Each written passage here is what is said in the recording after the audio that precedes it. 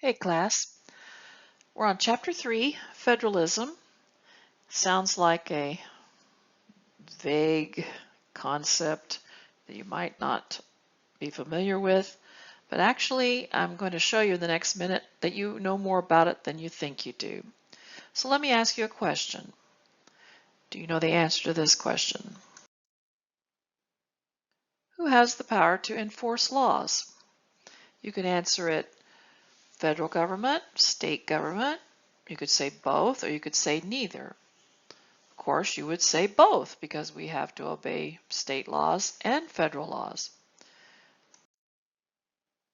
Who has the power to declare war and make peace? Obviously, it's the national government, the federal government. States don't do that. Who has the power to decide at what age you can marry? Well, you know this. You've known this since you were about, what, 15? That the states make that decision. That's not a federal policy. It's state policy. And in fact, it can differ from state to state. And we could go on and ask more questions like this. We could, talk about lots and lots of things that the federal government does versus the states, or that the states do versus the federal government. But back to my original assertion that you actually know more about it.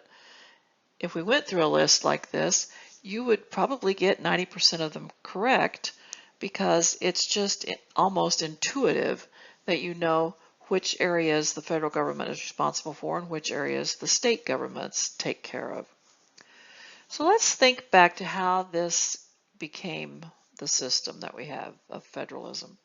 Remember that the founding fathers only had experience with a unitary system where the king had all the power, that was the central government, and they had then had some some experience with a confederate system where the states had all the power and the federal government, they didn't call it federal, the national government, had very little power. That's why the Articles of Confederation, the first Constitution, did not really work. And that's why they went to Philadelphia to create a new document that would work. So what they did was take the best of both worlds. They took the best of unitary with a strong central government. They took the best of the Confederate system in which they took the strong state governments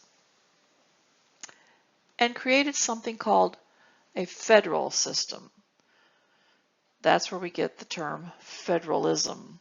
So this federal system, where both the states and the national government have power, is what we have, and we have lived through several crises. When both entities have power, you will eventually have conflict. Of course, the big one was the Civil War. To look at it simply, let's just put a small definition here. Federalism is simply the relationship between the national government and the state governments. That's really all it is. It may seem more complicated than that, but that's what it comes down to. If you think about all the different governments we have in the United States that have to work together, and so in order to have you think about it, I put a chart here. 89,527 governments. So, of course, one national government, 50 states, but there are over 3,000 counties, nearly 20,000 cities, 16,000 towns, 13,000 school districts, and 37,000 special districts, which in Texas are things like the municipal utilities districts, the MUDs, where we pay our water bill. You put all those together and you realize, oh, they have to work together. None of these levels of government works in a vacuum. They have to interact. And so we see this interaction at lots of different ways. We're seeing it right now during the pandemic, in which the national government started off doing some things. Then they kind of turned it over to the states. And then the states, in some cases, have kind of let the counties decide what they want to do. So it's been an interesting progression of, the different levels of government taking different aspects of the responsibility of this crisis in the United States. But that is what the essence of federalism is. It's the relationship between these different levels. The key word for describing federalism today would be interdependence. We had a time early in our history when federal government and state governments just had their own areas. They didn't overlap anywhere. Nobody did anything, took any power away from each other. But today it's so interdependent.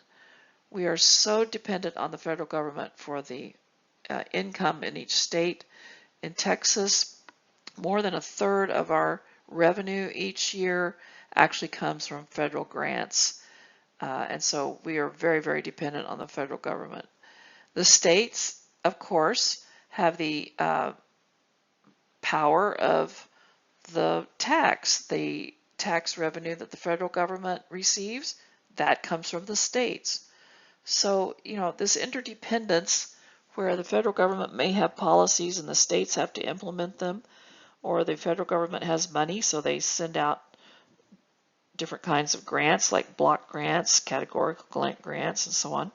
Those grants to accomplish goals could not happen if the states and the local governments did not take it on as their function. So interdependence definitely is the descriptive word for federalism today. Your book will give you much more information, of course, about how it developed into what we have today and why it's important. In fact, your chapter on this keeps asking over and over, why is federalism important? What is its significance? So please do read your chapter 3.